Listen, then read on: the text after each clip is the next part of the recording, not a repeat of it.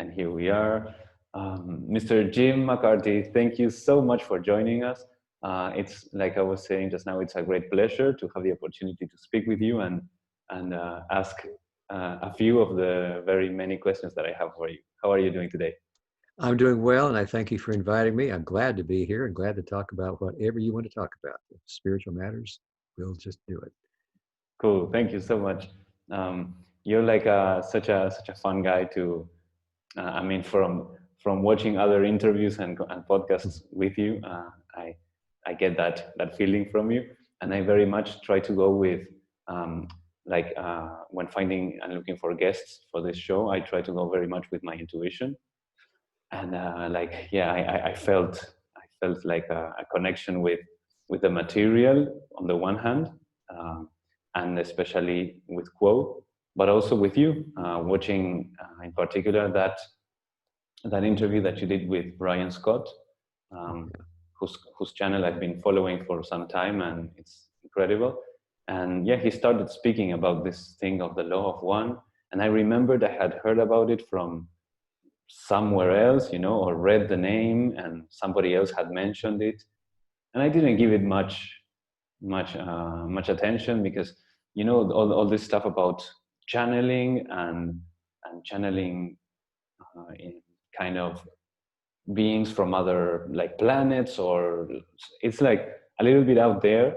So as I was saying, I go very much with my intuition, and so at the time that I heard about it, it hadn't really resonated. I wasn't ready perhaps for the type of information, but then eventually I got a little bit into it, and especially this like, perhaps we would call it like this other aspect that is Qu'o, other aspect of the material of the law of one, or this part, like we were speaking just now, and you said it beautifully, that Qu'o has this more poetic way of expressing the ideas that perhaps originally came from Ra, and Ra is more, I say, like more mathematical or more logical in the way he speaks, more like colder or scientific, something like that. Right. And it was hard for me to connect through the way Ra expresses. But when I found out about Qu'o, it's immediately I connected with it. And well, so go ahead. Don't call. I'm sorry. No, it's all right. So we were just now speaking that before we started recording, that you're also starting to connect deeper with the material as expressed by Qu'o. And maybe you want to do a little introduction of yourself or of Qu'o, and we can just jump right into the meat of the thing. Okay. As you know, the raw contact lasted from January of 1981 through March of 1984. And then the death of Don Elkins ended that contact. And after that, we weren't sure exactly who we would be channeling. Carla had been channeling for years and had channeled other entities. And La Tui was a fifth density entity that she had channeled before the raw contact. And La Tui is also, all of the entities we've channeled have been group minds. Back in the early 60s, Hatan was a fourth density. La Tui then was a fifth density, and they're group minds. Like if all the planet Earth, everybody on the planet became of one mind, which is the whole idea, graduating to fourth density, then we would have a social memory complex or a group mind that could do what Hatan and La Tui and Qu'o do. They could channel to other entities that call for their information. So it was 2 years after the raw contact in 1986, Carla was channeling, all of a sudden a new contact came through, and they called themselves Qu'o. And we channeled them a few times, really impressed with how they were able to express their thoughts in a flowing way, in a loving way, in a poetic way. And it took us a while to ask them, well, who are you? We both had taken Latin in high school, and Qu'o in Latin means who, or what, or where. And so they were giving us kind of a clue, well, ask us who we are. And so we did. And they said that they were blending of two group minds, two planetary minds. They were Latui, of fifth density, combined with Ra, of the sixth density, stepped down in a manner which did not require trance, but did not have the precision that it had when it was channeled through Carla, when she was out of her body and in trance. So Qu'o is a combination of two planetary minds, sixth density Ra and fifth density Latui. And that combination has provided most of the information which we have at LNL Research. We have over 1,500 sessions that are on our website with Qu'o, and almost every topic you can think of has been covered there. And we still, to this day, channel Qu'o.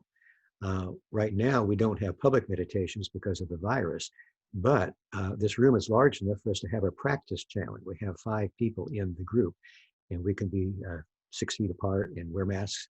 And so we're continuing to channel Qu'o to this day. That's incredible that you, the fact that this that Qu'o is a combination of two, that's also very wow. I've never read or heard anything from Latui, so but I'm guessing if one was to listen to or to read from both Latui and Ra, you could probably see the personality blend in Qu'o, I guess. I believe so. Latui is very much, it was more toward the Qu'o concepts of, the poetic type of description and more flowing than they are towards Ra, which, as you said, is very precise and profound. But many people have a difficult time grasping what Ra has to say. It takes a while. So that's why Carla wrote the book, Living Love 101, The Choice, was to make it easier to understand. She quotes from both, a whole lot more from Qu'o, because they're just so beautiful. Yeah, and Latui with that name feels like a fairy or like an elf, something like that. Right. Yeah. So Latui, just to clarify, that it's another social memory complex. Right. We don't know where they came from, as we know that Ra came from Venus. We never did, oddly enough, we never asked. But yes, they're a social memory complex or a planetary mind, a group mind. Yeah, so to lay a small foundation, because we're probably going to be going into the idea of density, which is a very important idea in this material. We could try to explain a little bit of what density is, and perhaps in comparison to what dimensions are. Yeah, density, dimension, and plane are 3 ways of saying the same thing. It's a level of experience. The reason Ra used the word density, and that we continue to use it, is they were talking about the density of light that is contained within each level or dimension of our experiences. Here in the third density, the third dimension, we have a certain amount of light. And as we go higher and higher, more light or information is available to us, so that we are able to utilize what you might call psychic abilities, where we see everyone as one being. All thoughts are available to us, so we can read each other's minds. We communicate in concepts and so forth. So it's just a way of describing the amount of light in a certain dimension or level or plane of being. Right, I see. And would you say they are one-to-one, like because that there's talk about the ascension, which in this context, I think it's what we call what we could call the harvest, Right. and it's this going from the third dimension to from the third density, to the fourth density. But I've heard other descriptions, perhaps, of this process, talking about going from the third dimension to perhaps to the fifth or to the sixth. So there's a little bit of a confusion around them, which, I mean, in the end, it's not really perhaps that important to be so precise. Right. But there is some correlation, because they speak of the fourth dimension being time, but I don't think that's the same in the law of one, correct? Right. I think that you have to look at what's the most important thing, and that is that we are moving higher in consciousness as a group. And it's a process of evolution that is something that's been ongoing for millions of years, all the way back to when we were in first density and we were perhaps just simple awareness and simple one-celled animals. And eventually we grew in awareness. We became self-conscious. And in second density, we had this ability to grow. Plants and animals grew and moved and changed and got this quality of not just awareness, but self-consciousness. And so as we get into the third density, we are total beings. We have a mind, we have a body and a spirit, and we have consciousness of ourselves. And we have this desire inside to grow even more, to discover the creator in us and in everyone else and in everything else.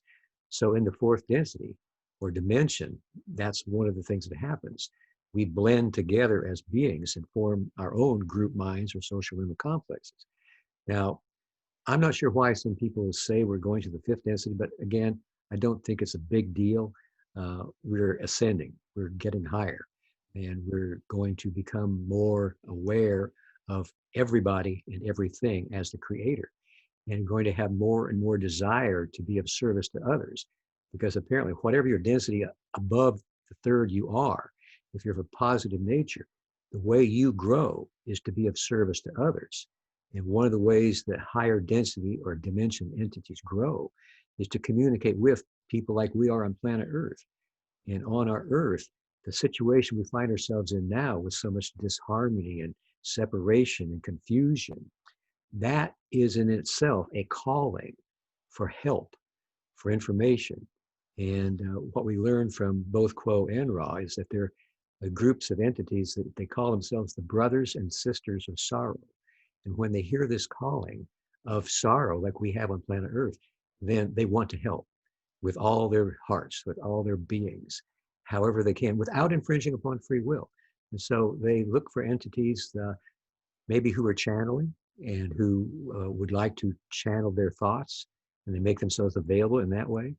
Sometimes they make themselves available in dreams so that you have inspiring dreams, or in meditations, the same thing there. You have downloads of information that are very helpful to your own spiritual growth that then you take and help with other people. So that's the way the whole thing works, is we're all helping each other. We're all part of one being, the one infinite creator. And by all of these choices we make in every incarnation, we help the creator to know more about itself. And that seems to be the whole reason for the creation. The creator made all of this infinite universe with all these beings in it to know itself better. And every choice they make in every incarnation, in every dimension, helps the creator to know itself more. And that seems to be the way it works. It's so beautiful. The bottom line of all this information, as you just put it, it's really beautiful and simple. I have so many like nerdy questions. Like, oh, bring them out.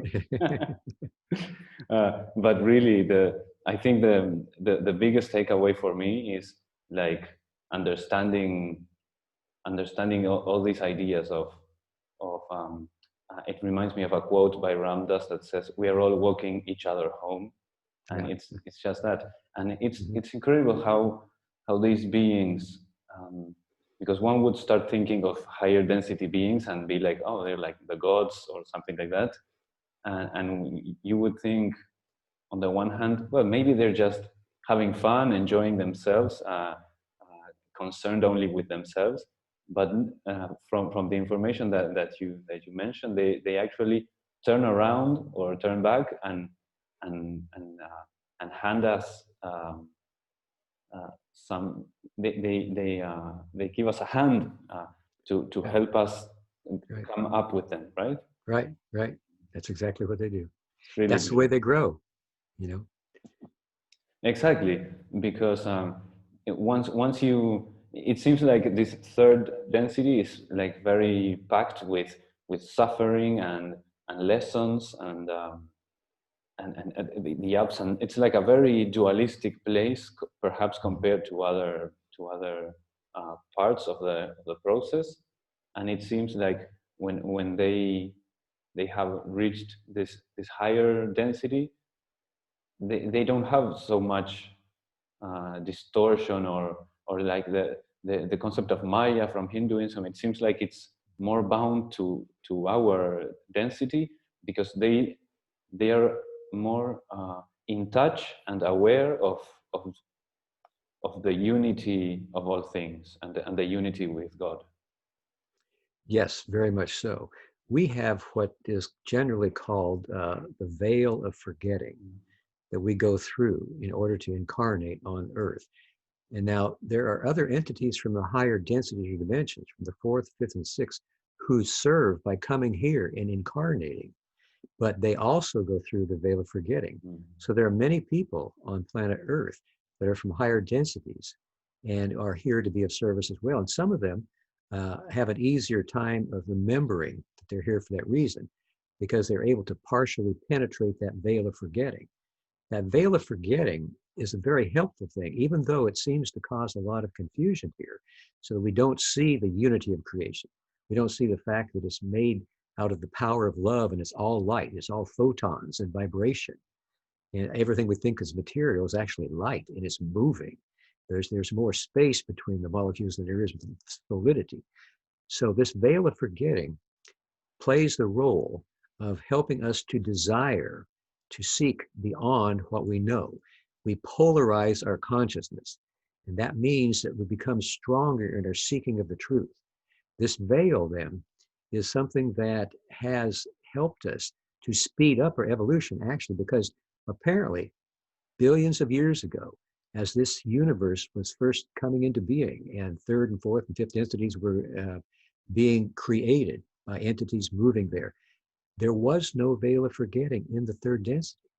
And because there was no veil, entities in the third density could see that we were all the creator, that we were in a blissful state at all times. And there was very little reason to move out of that blissful state. And it took a long time, many, many cycles, for the third density entities at that time to move into the fourth. So at some point, there was discovered by the various logoi, or beings of love, where each of our stars is a logos.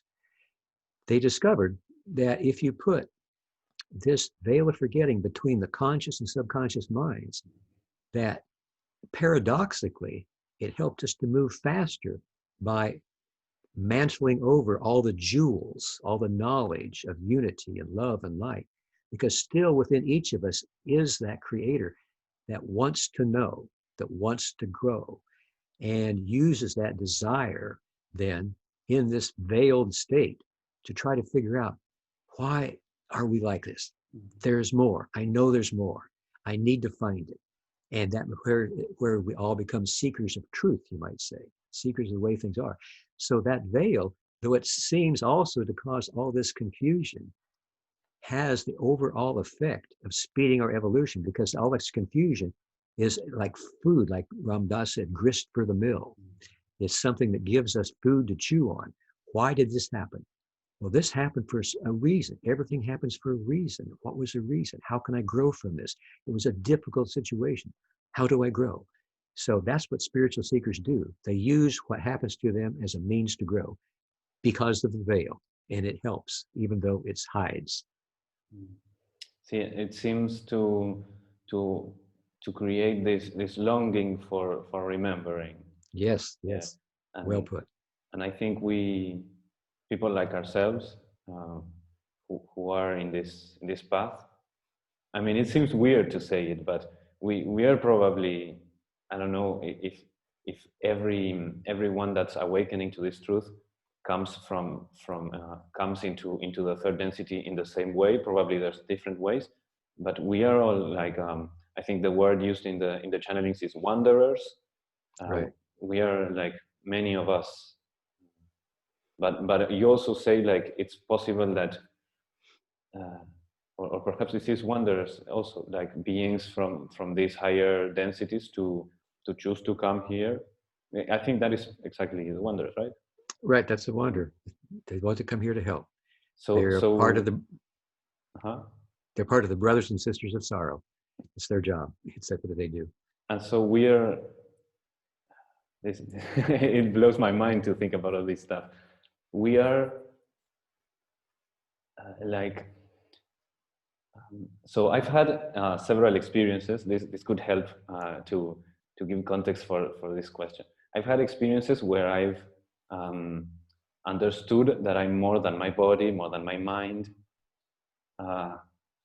Even this particular experience of feeling my body like shutting down, as if I was dying, and the body was shutting down, and then like my consciousness or my awareness was like stepped back in a way, and I was suddenly looking at these beings that were like humanoid in shape, but the inside of their bodies was like constellations and galaxies, and they were all like dancing and playing with each other. Yeah. and Mhm. and these beings would like go into your body, into my body, like when you put a hand inside a glove. Yeah. And Mm. they showed me, and one of them like went into my body, and my body came back online, in, let's say, and then it went out again, and I was back there.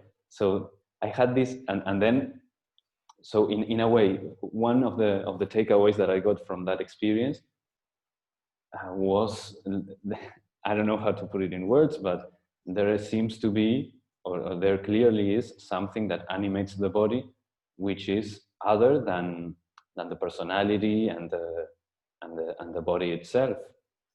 It's like perhaps the prana, or who knows. And so in a way, what I get from the law of one is this idea that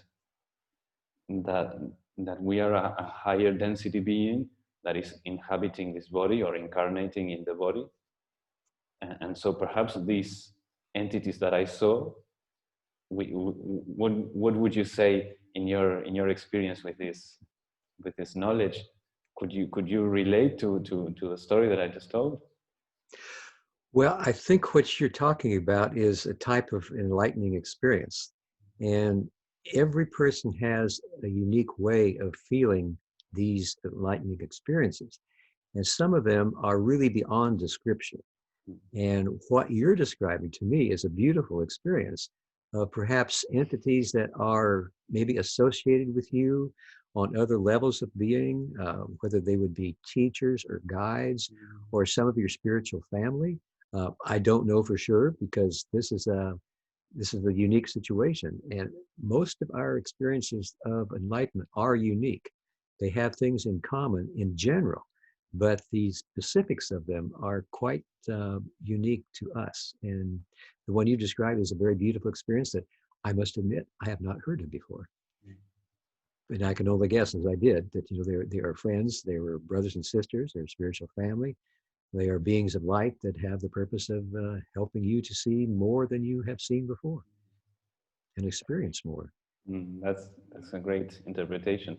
And also one more point that I got from the experience was that I was able to also recognize that I was looking at these beings. You know what I mean? So I was not only Mhm. um, I didn't just get the impression of the beings coming into the body, but there was also something looking at the beings, like a Mhm. third thing. So I got the Brahman thing, the going way back. I Yeah, realized, yeah, it's like you say, it's very difficult to put into words these types of experiences. yeah. That's what makes them so beautiful because they Mm, can't really be confined or contained by words. You can't just explain them all. No, oh, yeah, I know that now. No, it's beyond your knowing. It's mm. way beyond your knowing. And it's something that you continue to grow in for the rest of your life and maybe beyond. Yeah, totally. This was many years ago, and it's something that's still in my Yeah. mind, and that guides my work and guides my spiritual seeking. Mhm. It gave me a certain way of looking at things, and Mhm. it it brings up the topic of something that I recently started going deeper into, which is the Akashic Records. Oh, You mentioned guides and teachers and stuff like that, and perhaps do you have any experience in talking with Qu'o, perhaps, or about the Akashic Record, or talking with any of the the channeled entities? We've had mention of the Akashic Records or the Hall of Records a number of times. And what it was suggested by those of Ra is that the Akashic Records are actually the beginning of our planet's group mind or social memory complex, because it has all of these records of everybody's experience and all their incarnations. And if you have any ability or somebody has ability to read the Akashic Records, they can find a lot of information out. So really, these Akashic Records are the foundation for what will hopefully become our social memory complex or group mind, planetary mind. Very good. Yeah, I was just taking some notes about that because that's great. Yeah, it's food for thought. I mean, there's this idea of all the past and perhaps even the present and the futures being contained in this, or being accessible to each of us, and even that one person could access the records of another, and of course that if you would take that to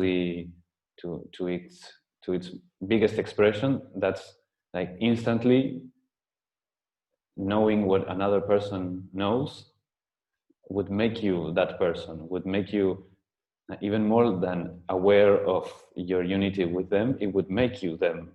It would like break down the barriers between us. Right. And, right. and all the but how long in the future do you think that we will be able to access it in a way that perhaps not as much as being a social memory complex, because that's probably many, even thousands or millions of years in the future, but there's probably a path towards that, and a point in that path where it's open enough that like I see this idea of the social memory complex, and now connected with the Akashic record, of a way as a way, sorry, of opening us to the possibility of peace on Earth. That's the great hope, that we can continue to make progress in that way here and now, because the time, as Ross suggests, grows short for the third density. The cycle in its completeness is 75,000 years, supposedly. And we're right at the end of that 75,000 years. And the fourth density vibrations are coming in more and more heavily now. And these vibrations are giving people who are not yet consciously aware of a seeking process, consciously aware that they are spiritual beings, not just material beings. That now, if people can begin to look around them and look within themselves and see that they share this great desire to know who they are, that we can help each other out, that we can use all of this turmoil that's in our world today and be of service to each other, help each other make it through. Because that, Ross said there are no mistakes. Everything happens for a reason.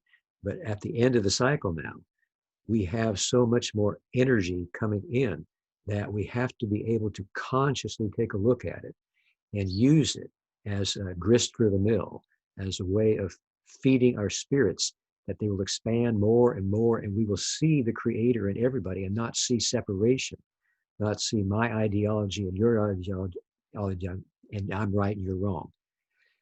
So that's the great hope, that we can do this, that we can become a social memory complex more and more, and not so be separated as we seem to be now. And do you see a possibility in the near future for a connection between enough people to activate this peace? Well, that's the hope, that there could be a kind of momentum, so that I think it's called the 100th monkey effect, that eventually all the monkeys on the different islands learn the same thing, Well, we're hoping that something like that happens here.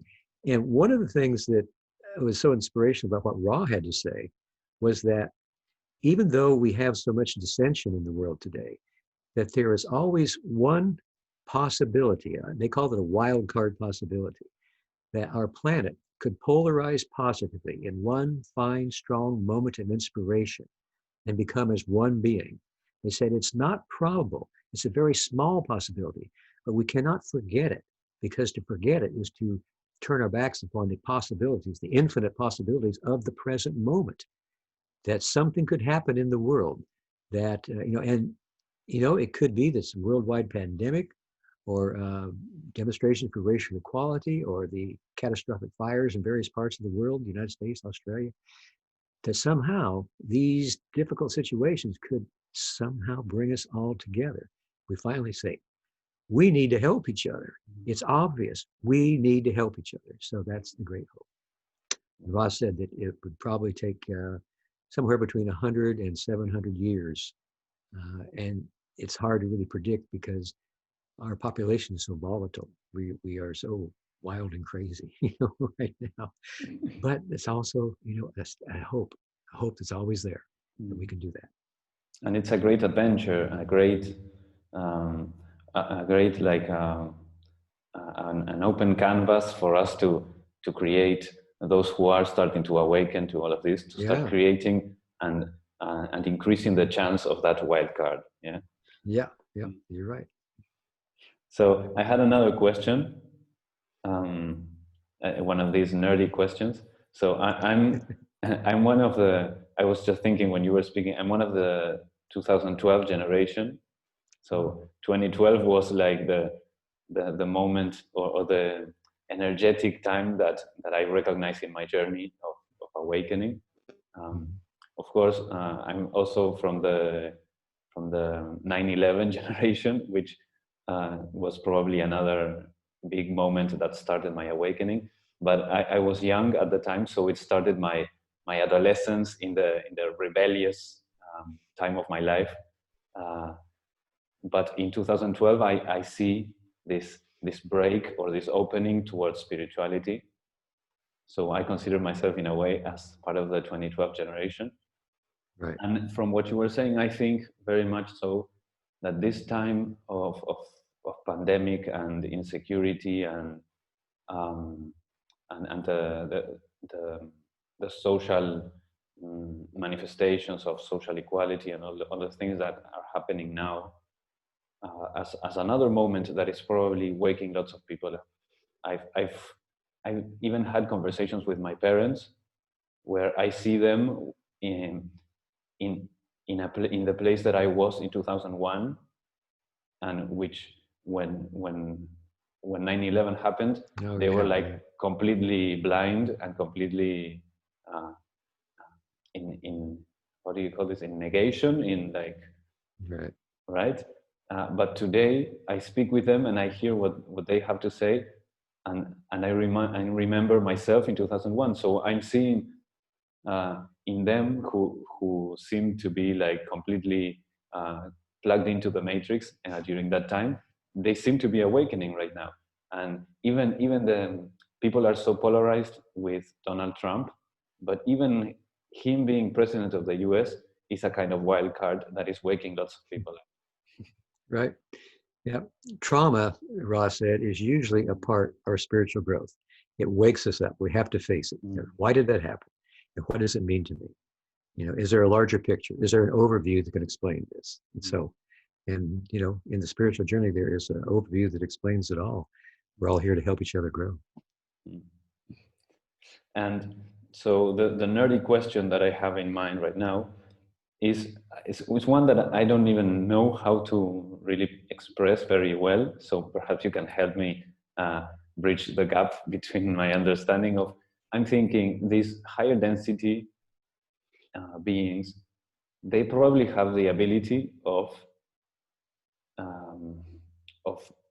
appearing in a at least quasi-physical way in the third dimension, in the third density. And I was, would you say so, that that's a possibility? Oh, yeah. All right. And I'm thinking that perhaps you could say, do we only have this body that we're inhabiting right now?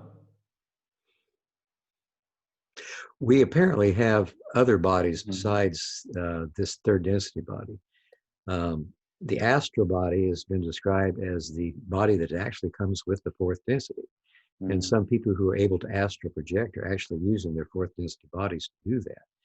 And then in the throat chakra, the blue, the fifth density, we have a devacanic body. And some people are able to access that and to move about and to create changes in consciousness with that. And then at the brow chakra, we have the indigo ray body. Excuse me. Got a little something in my throat there, which is the body that we go into as soon as we pass through what we call death's doors. The indigo ray body, or the form maker body, is the body that we inhabit then. And that body can, if we go through the light, everybody who goes through the death process now walks into the light. And that light measures our ability to use the light, to sustain it and be able to grow with it and from it. And that's the way we determine whether or not we're in the fourth density or not. So when we walk into that light, our form maker body from the indigo ray then is what takes us to the place we need to be after that. Mm. And that's usually where we go to review the incarnation and so forth and determine where to go after that. But since this is the time of harvest or the graduation on Earth, then the indigo ray body is something that can take us, if we're wanderers, it'll take us back to our home density, the fourth, fifth, or the sixth. And if we are just made the graduation, then it reintroduces us to the fourth density planet Earth, which is a higher vibration Earth, which exists right now in conjunction with the third density. The Earth itself has moved into the fourth density.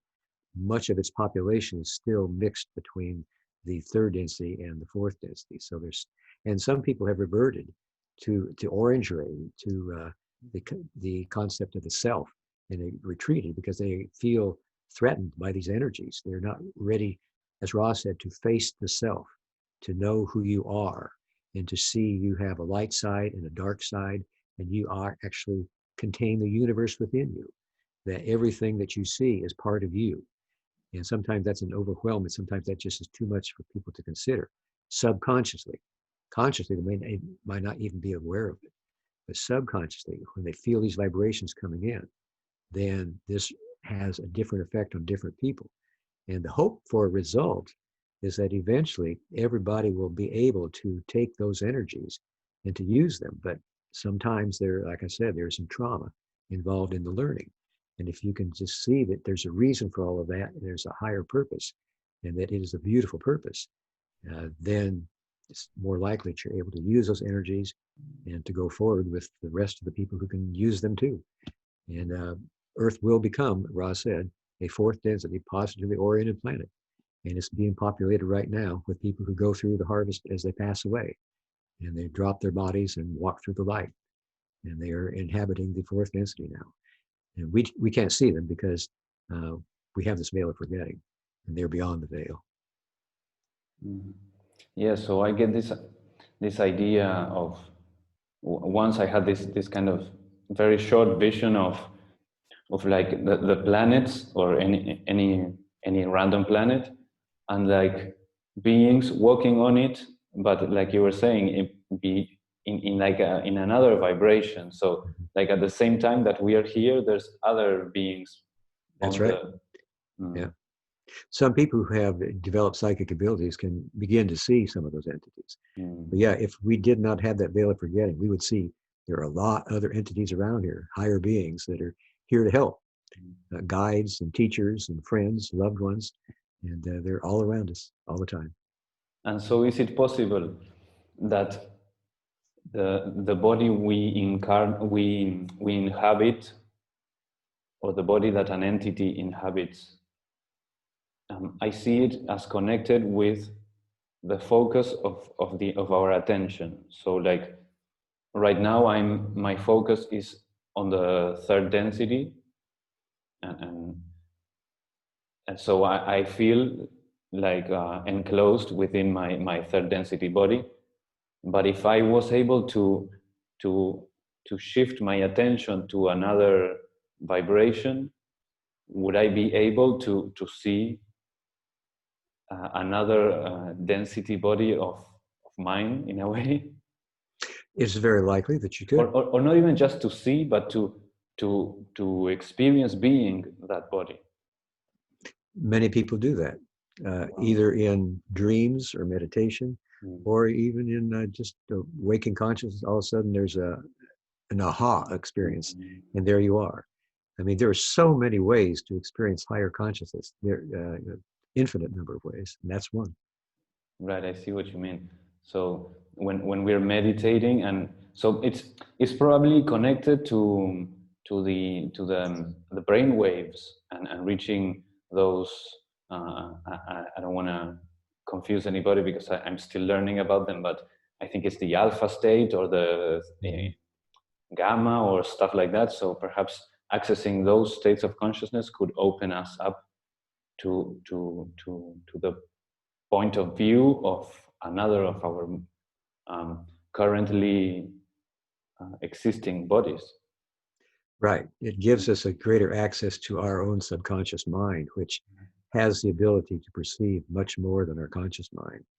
It's the great sea of the unconscious that has a lot of experience in it, and a great deal of entities and assistance and beauty and power. Our conscious is just a little tip of the iceberg. Our subconscious is the rest of the iceberg. Right. And from our perspective, we are like, it's just two things, conscious and unconscious, but probably if we were able to access the unconscious, it would be subdivided in several different ways as well. Or perhaps right. the other densities are contained within the subconscious in a way. Well, that's true. Ross suggested that the subconscious goes into a racial consciousness, those of our kind, and then that goes into a planetary consciousness, and then it goes into an archetypical consciousness, such as our sun or any star has a great nature of its being that is beyond ours. And then beyond that is the consciousness of the creator, the super consciousness, the cosmic consciousness that is at the apex of knowing and being all that there is. Right. And we have access to all of that. That's incredible. We do. Yeah. We are, yeah. So we can dive very deep into the consciousness. And Jim, tell me a little bit about you and how you are connecting. You mentioned before that you are starting to get a better connection with the message of Qu'o. Tell me a little bit of if you would like to share some of what you're understanding now. Well, I'm trying to use different sources of information to expand my own knowledge of how channeling works and how we all are channels of one kind of information or consciousness or another, and how we live our lives is actually a channeling experience too. That we are all on a journey that seems to be in some ways predestined by our pre-incarnated choices.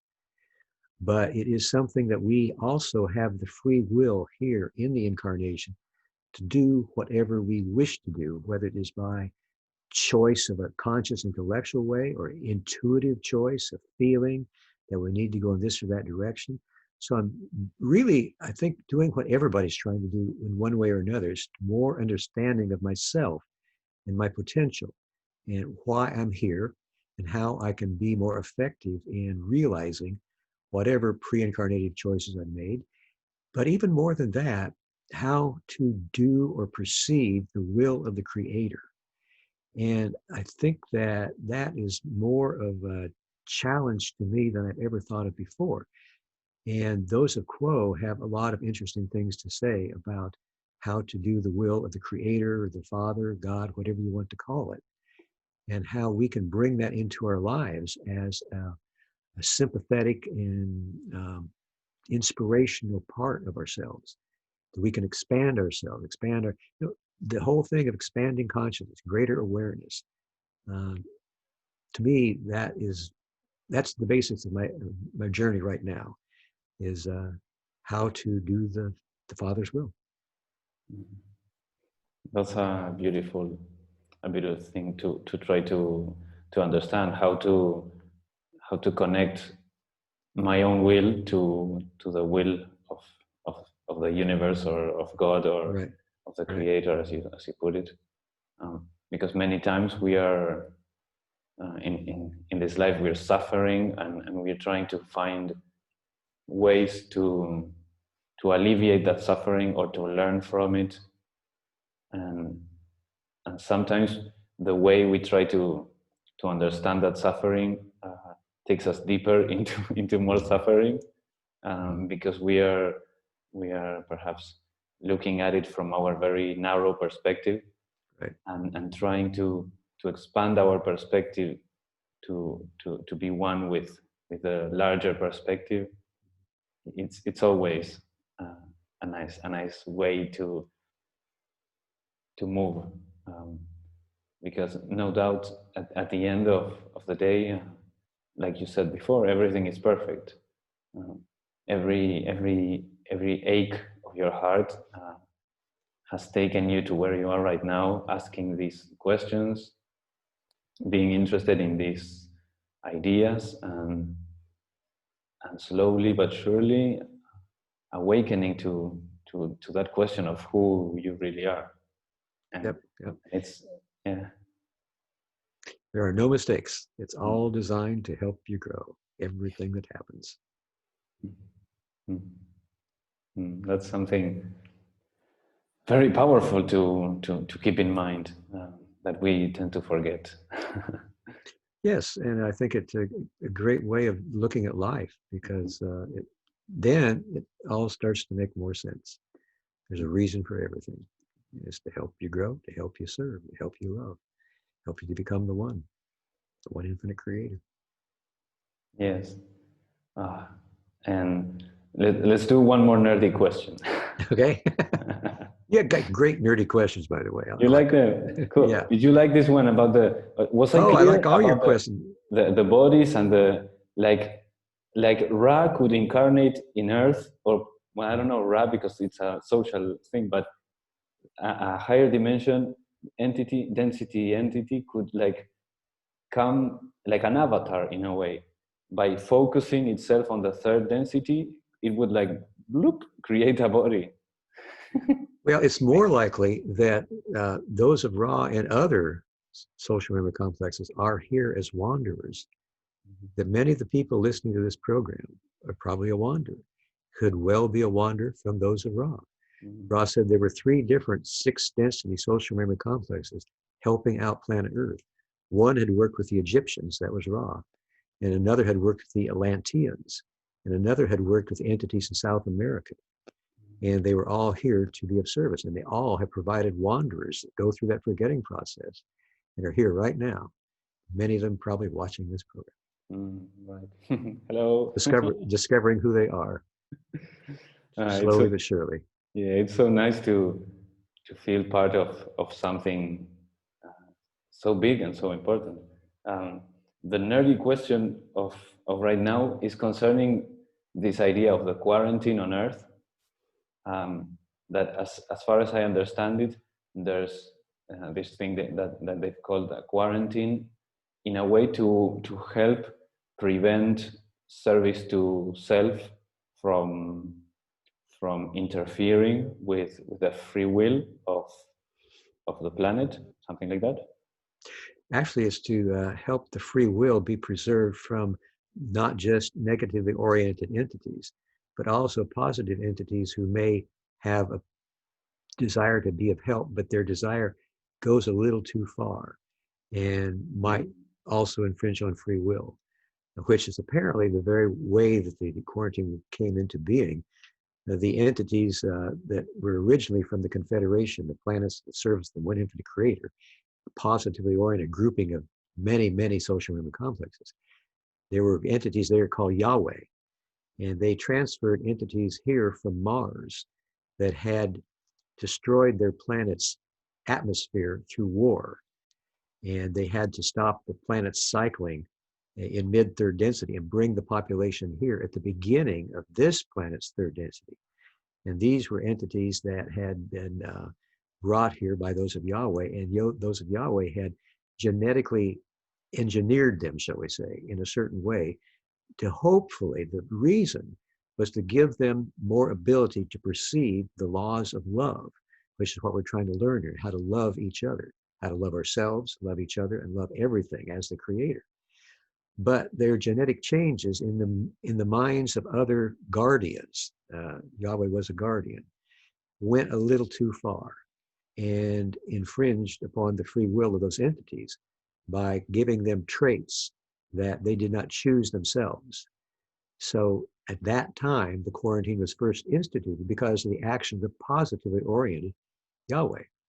So later on, the negatively oriented entities co-opted that name of Yahweh and took it and used it for themselves, so that that Old Testament Yahweh you see in the Christian Bible is not God, and it's not the positive Yahweh from the Confederation.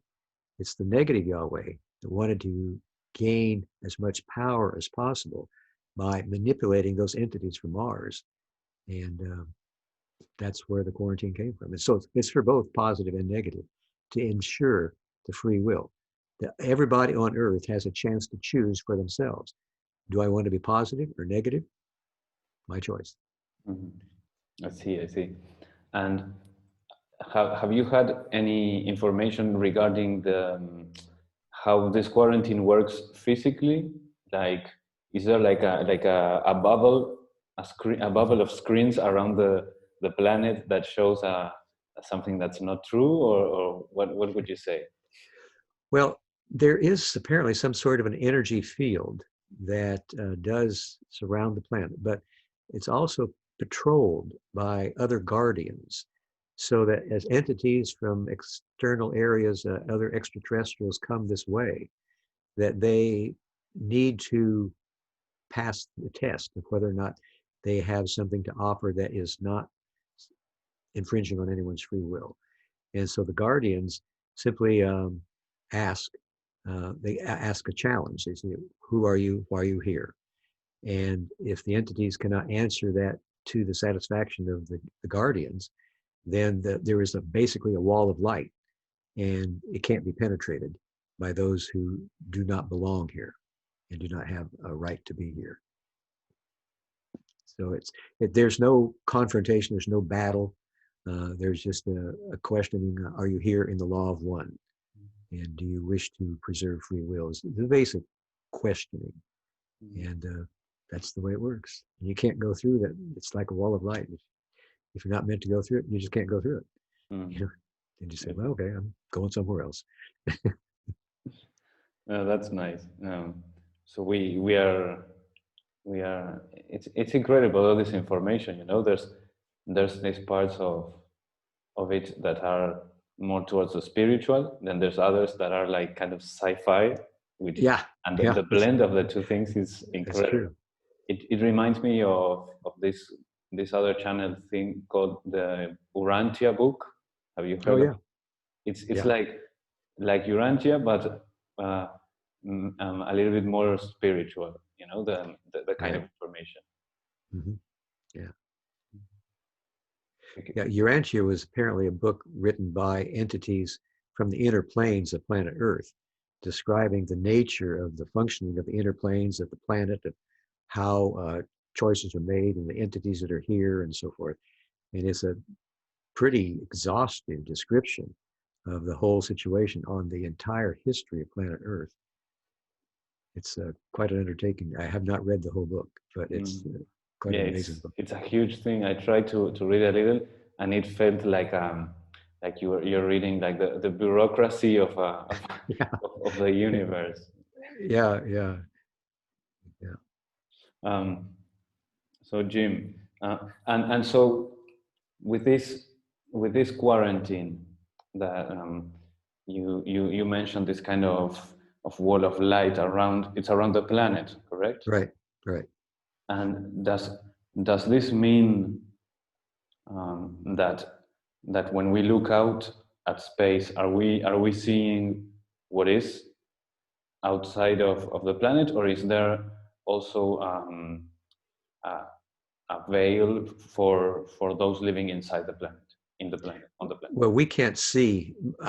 Some people might be able to if they really have developed psychic abilities, but most people could not perceive the wall of light unless you're a higher density being. So yeah, we have no way of really perceiving it. So when we are looking at outer space, you would say we're looking at outer space itself. Right, right. We're like looking So, through a window. right, because there's people. I'm more of a yeah, of course that's outer space, but there's people who would say that outer space like doesn't exist or it's an illusion or something like Yeah. that. And I was wanting to understand through the idea of the quarantine if perhaps there was some sort of an illusion being projected towards Earth in order to help us in some way. But yeah, you seem to see that it's not that way, right?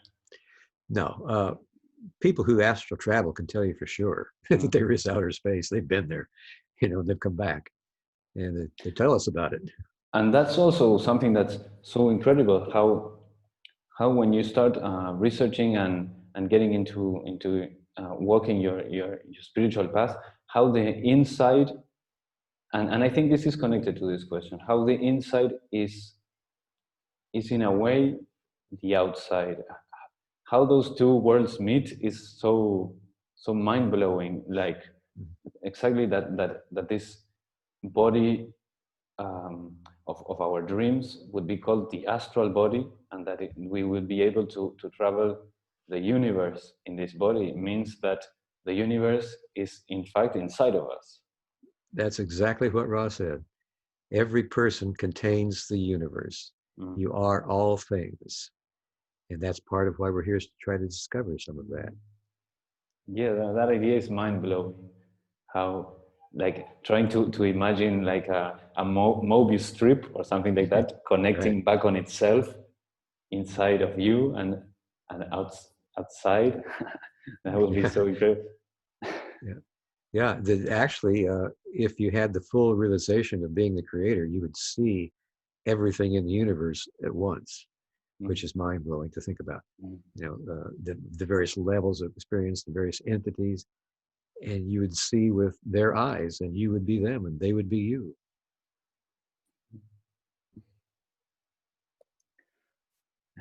It is really mind-blowing. I need to take a moment sometimes after the answers you're bringing to like to process and to fit a little bit those puzzle pieces in my mind and also in my heart, Oh because yeah. definitely the information is really really amazing. I'm glad that I was able to to connect with the information, because as I told you before, I had already heard about the law of one, but had never really connected very much. It was like, oh, there's this other channel material, as there is this other and this and this and this. Okay, I know the names of many, but haven't gone deep into most of them. But I'm really happy to have connected with this information, because definitely, I mean, it's been no more than a few months that I started paying attention and going into it, and that sensation, when you connect with something that's meant for you, it's like immediate. It's, oh, I get Yeah. it. When it's right for you. I can't even imagine how it must have been for you to be part of this. Like, for example, you were saying before that Qu'o doesn't necessarily require for the channeler to be in trance, correct? And I Right. think you've channeled Qu'o yourself, right? Right. Right. How is that experience for you? It's a wonderful experience. It is something that takes faith that it's actually happening as it appears to be happening, because one of the first things that any new channel has to figure out is, this isn't me talking. I didn't think of that. And the more I can let go of my own thoughts and predispositions or expectations, the clearer Qu'o comes through. So you just have to let it all go and trust Every word that's coming, and you speak this word, another word will be given you. You keep speaking the words that are given to you, and later on, after the session's over and somebody's transcribed it, you look at it and it all makes sense. But while it's happening, it might not necessarily make sense if you're doing it really, really carefully and well and taking it just one word at a time. Carla had a way of seeing a ball of concepts and unraveling the ball of concepts. And that is very impressive to me. That isn't the way I do it. I do this word by word thing, which each person does it a little bit differently. Like that's one of the things that I've gotten from the raw contact is that we're all unique. We have so much in common with each other, but the way we do things, the way we perceive things, what we seek and why, we have our own way of doing it. And that is wonderful, you know, that there's nobody else in the universe like you. So that when I'm channeling, I'm doing it my way, and the other people that are in our channeling circle are probably doing it in a similar way, but there's something about it that makes it unique. So Qu'o is able to adapt to that and to help us do what is our way, to help make it more clear to us. So it's a wonderful experience, and there's something I always want to try to get better at. And I have to say that, you know, even after all the years Carla channeled, she said, I still didn't get all the information that was available. I know there was more. There's more. I can do better. And I think that all of us that are channeling have that feeling. You know, there's more. I can do better, and I want to do better. Yeah, and your group has been channeling Qu'o since what year? 1986. So, wow. I mean, if the information from Ra, which was like 3 or 4 years, was intense, I can Right. only imagine how much you must have explored with Qu'o. Oh, yeah. Carla had 1,500 sessions with those of Qu'o, and we've continued in the 5.5 years since her passing. So we're probably getting close to 2,000 altogether. Wow. And we're soon going to have a new website where people can get on it and search. You can put in a keyword and search all of the Qu'o channelings, all of Latwi, all of Ra, and come up with, you know, if you want to write a paper on a certain concept, it'll all be searchable. Yeah, that's so good. I did a little bit of that in your current website. I think you can do it through using Google search, right? Something like that. Right. And yeah, The law-of-one.info correct. is our friend in Virginia, and you can, that's all searchable. It's all the raw material that's searchable. But eventually all the Qu'o will be searchable too. Yeah, I think I did it on the on your website. What is it? L Research, correct? Right, right. I think in that website, perhaps it was me tweaking around with stuff, but yeah, here we go. There's this search at the side where it explains how people can do the search. Right, right. And I actually searched for some of the Qu'o stuff. I remember it was about the what did you call the magic self? Oh, the magical personality. The magical personality. Yeah, I was looking deep into that because, as I was telling you before, or maybe I didn't say, but I started with this reading the Akashic record, you know, from the, I think it comes from the Theosophical Society, from that lineage, and I started learning how to read my own records, and I heard something about the magical personality that reminded me of this. So I wanted to see a little bit of Qu'o's interpretation of that, and something that you said just now about channeling really resonates with me, because one of the big obstacles for me with this Akashic readings has been the trusting what comes, right? So you get some information. I don't know if in your case it's, for example, you hear the words or you like sense the words. In my case, it is somewhat like that. And I just trust and I write them down. And then I look at it, and sometimes the information is like super simple and basic, but very deep. And I'm more like you must have seen, I'm more of a blah, blah, blah, blah kind of person. I talk a lot. But some of the information is like very straight to the point, and that in a way gives me some confirmation that it's not coming from me. but mainly there's times where there's this sensation that the stuff isn't coming from my own mind. Mm-hmm. Have Yeah. you had that experience? Yeah. When you're in the groove and you're just experiencing it, doing it, not thinking about it, then I think you're getting the heart of it, and you're where you want to be. Mm. Yeah, definitely. That's been the case. I like how you explain it in the being in the groove. Yeah, I'm also a musician, and I've had experiences as as I was playing my instrument of like, no, I wouldn't. I don't know if it would be like an out of body experience, but like a sort of experience where your analytical mind is like shut off, and you're just playing, and at the same time, in a way, you're hearing yourself play, and you're like, wow, I didn't know I could play like that, right? Yeah. And Yeah. suddenly you come back, and you're like, wow, was that me playing? It's those type of experiences. uh, I don't know if we are accessing other densities of ourselves when we do that. Perhaps the fourth density, the heart. Other levels of the self for sure. Yeah. Mm. Yeah. You're channeling your music. Yeah, correct. Definitely. Um, well, I think I've exhausted all my. Well, there's also another question about time. I don't know. It's a good idea to ask you how are you on time? If you would like to if you have time actually, or one more. Sure. Yeah. All right. Cool. So I've had this this experience of seeing time and space as compressed into like one point. Yeah. So like everything was happening here and now, and everything um, is is simultaneous, Mm-hmm. but somehow we get the experience of linear time. And I was hoping to see what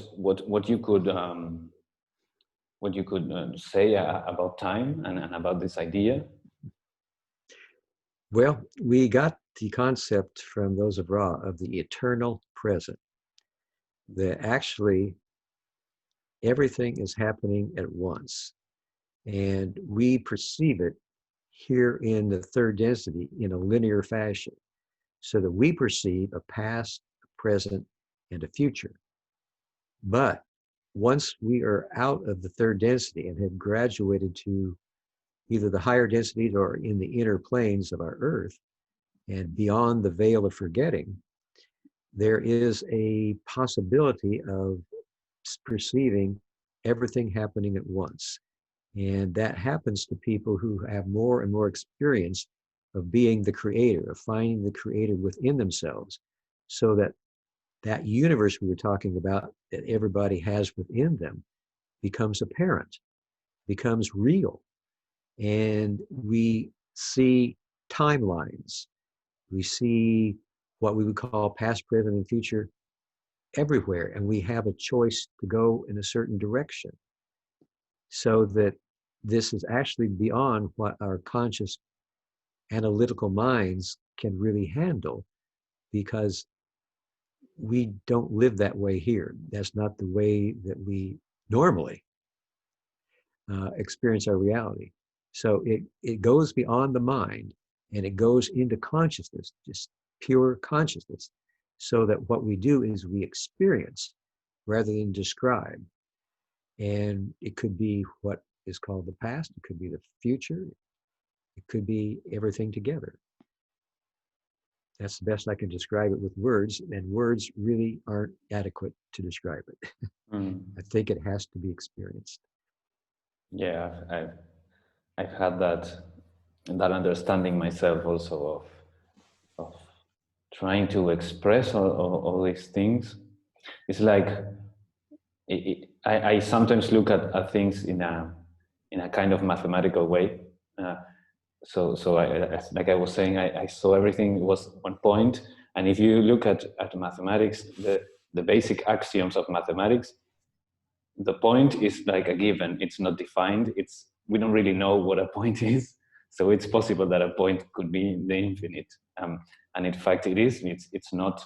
It doesn't have a kind of a measure. You draw a point with a pencil and a paper, and actually a point is not that. It's a concept rather than Right. a drawing of something. Right. It's much more than a point. So wow, I'm like processing all of this information. It's been really nice to speak with you, Jim, to know more about your process and to understand a bit more of your point of view on all of this. Is there anything else that you feel like sharing right now before we start wrapping up the episode? Not really. I'm just so happy to be here and have a chance to respond to your questions because, you know, everybody has different questions. And I think the questions that we each have in our life experience sort of gives us and anybody who's really perceptive an idea of where we are. And again, I don't think that you can measure, like Carla always said, you couldn't take your own spiritual temperature. We don't really know where we are. We just know that we want to keep growing. We want to keep learning and want to keep being of service to others.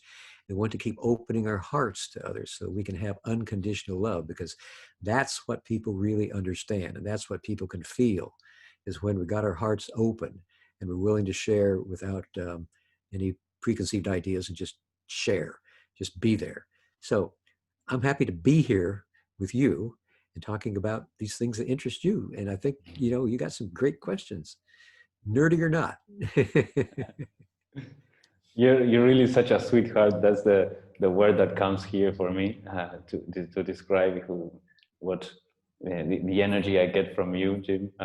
It's really, really, really great to have met you, and your openness, you know, to be on an interview and talk about all of these things. I can see your passion. I mean, this has become like one of the biggest things in your life. It's like, oh yeah, yeah, it is my life. Very nice. Well, I could stay asking a million more questions for hours, but I want to respect your time and Let's do it again sometime. Sure. Well, wow. Yeah, I would be honored, really, because I will have to go and do some more search, and some questions will come up, and I'll start writing them down for Okay. next time. Yeah. But you do. The most beautiful things that I'm getting from this conversation is all the spiritual part, because I call them nerdy questions, because in a way they don't really matter, because once you understand the core of the thing of service to others, and that there's no mistakes, it's just okay, then let's just move on and yeah and do that. Let's do the dance. Rod kept describing our experience, the dance that we are in. We're dancing. Yeah. Well, Jim McCarty, this has been a great pleasure and a great honor. Thank you so much for joining us, and we'll see each other very soon, okay? I hope so. Thank you so much for having me. Bye-bye. Bye-bye.